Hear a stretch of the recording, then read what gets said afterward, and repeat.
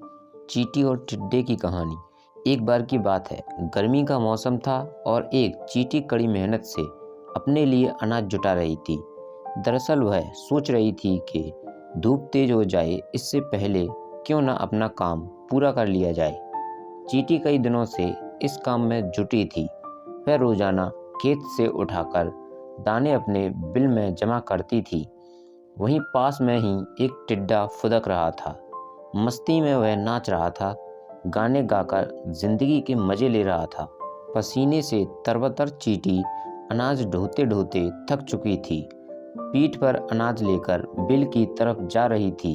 तभी टिड्डा फुदककर उसके सामने आ गया और बोला, प्यारी चींटी, क्यों इतनी मेहनत कर रही हो?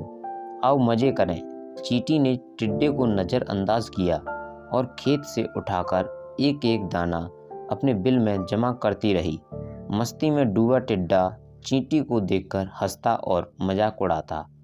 उछलकर उसके रास्ते में आकर कहता, प्यारी चींटी, आओ मेरा गाना सुनो।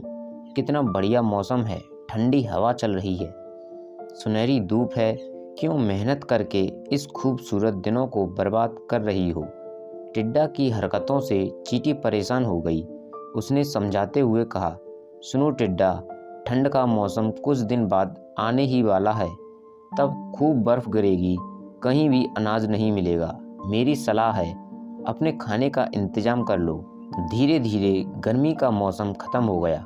मस्ती में डूबे टिड्डे को पता ही नहीं चला कि गर्मी कब खत्म हो गई। बारिश के बाद ठंड आ गई। कोहरे और बर्फबारी की वजह से मुश्किल सूरज के दर्शन हो रहे थे। टिड्डे ने अपने खाने के लिए बिल्कुल भी अनाज नहीं जुटाया था। हर ओर बर्फ की मोटी चादर पड़ी थी। भूख से टिड्डा तड़पने लगा।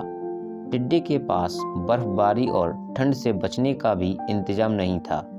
तभी उसकी नज़र चींटी पर पड़ी।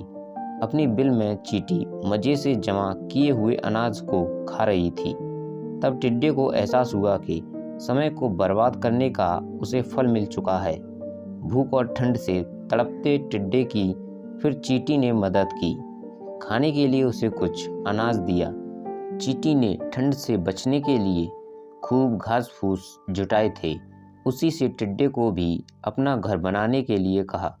कहानी से सीख, अपने काम को मेहनत और लगन के साथ करना चाहिए। उस वक्त भले ही लोग मजाक उड़ाएं, लेकिन बाद में वे ही आपकी तारीफ करेंगे। Please like and thank for watching.